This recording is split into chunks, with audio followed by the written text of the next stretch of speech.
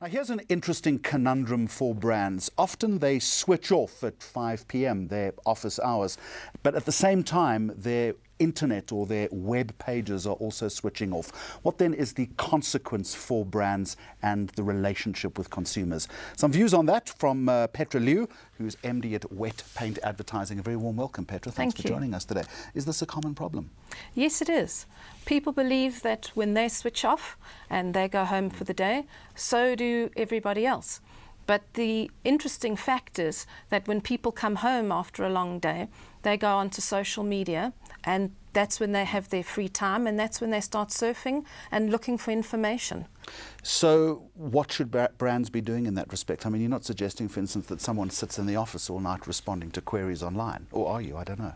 Well, it depends on the type of product or service that you have, but that may work very well for you, because content actually changes in the evening, and so does your audience. So you have to be aware of what audiences actually are looking for at that time. As we know on TV and radio, content changes from day to the evening.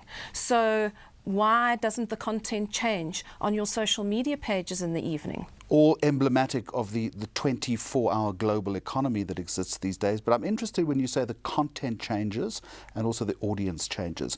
How does that environment broadly change then? What work have you done in that respect? Well, we've seen that it is a younger audience in the evening. The older audience is still active, but the younger audience seems to be a lot more active, specifically during peak prime time viewership of TV. You'll see a lot of people actually talking about the shows that they're watching. So it gives brands the opportunities to perhaps look at sponsorships to actually tie into what people are talking about online at those times. It's not only that, it's also the tonality of the messaging, Absolutely, I would imagine, that needs to change as well. How does a brand get that right? How do you think around that? Well, the way people speak is a lot more relaxed. The Queen's English starts going for a ball of chalk. So you need to find a medium that your business can actually sit within that type of tone and the way you speak. Obviously, you can't force your brand to be young and funky if you're not. You need to actually find the medium. So your strategy needs to change, and the way that you write up your content during that time needs to change. And you need to align your business and your resources to actually work accordingly. Is it markedly different, though, in terms of copy and imaging, or is it just a subtle tweak here or there?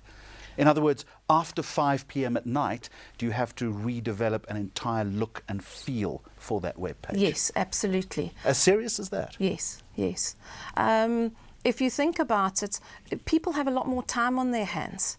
So you've got the opportunity to actually really increase your tone, as well as what you can get out of your audience. You can actually learn a lot about them because they've got the time to actually respond. So you'll have the opportunity to play games, run polls, do questionnaires, and actually get a lot more insight into what your audience is after and what they like and don't like about your brand. Surely you've got to balance that change against the cost, though.